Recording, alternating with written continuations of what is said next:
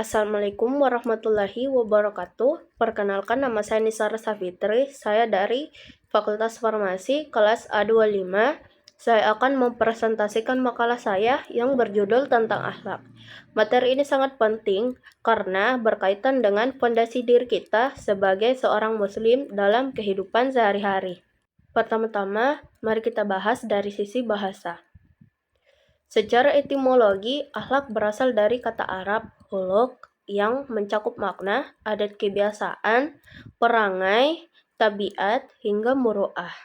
Dalam bahasa Inggris, istilah ini sering disepadankan dengan kata karakter. Menurut Ibnu Al-Jauzi, akhlak adalah etika pilihan seseorang yang menyatu dengan jati diri layaknya sifat fisik. Beberapa ahli juga memberikan pandangan mendalam mengenai definisi ini.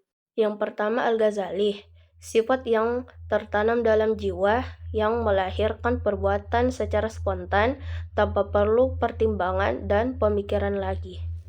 Kedua, Ibnu Maskawai, cerminan dari kebiasaan lama yang dilakukan secara sukarela tanpa pengaruh atau perintah orang lain. Dan yang ketiga adalah Ibrahim Anas, suatu ilmu yang fokus membahas tentang nilai-nilai kebaikan dan keburukan dalam hubungan manusia dengan dirinya sendiri, sesama, maupun dengan alam sekitar. Dalam ajaran Islam, konsep akhlak ini dibagi menjadi dua kategori besar untuk memandu moralitas kita. Yang kedua adalah akhlakul mazmumah atau sifat tercela, tindakan buruk yang dilarang karena dapat membahayakan iman, mendatangkan dosa, serta merugikan diri sendiri maupun orang lain. Memasuki era modern, kita menghadapi tantangan yang besar.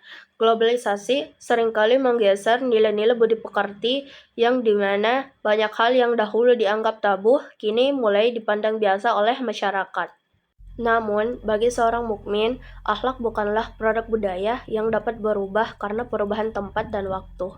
Akhlak harus dipahami sebagai bagian dari ibadah dan manifestasi keimanan yang sempurna kepada Allah dan Rasul-Nya. Mengapa kita harus memiliki akhlak yang baik?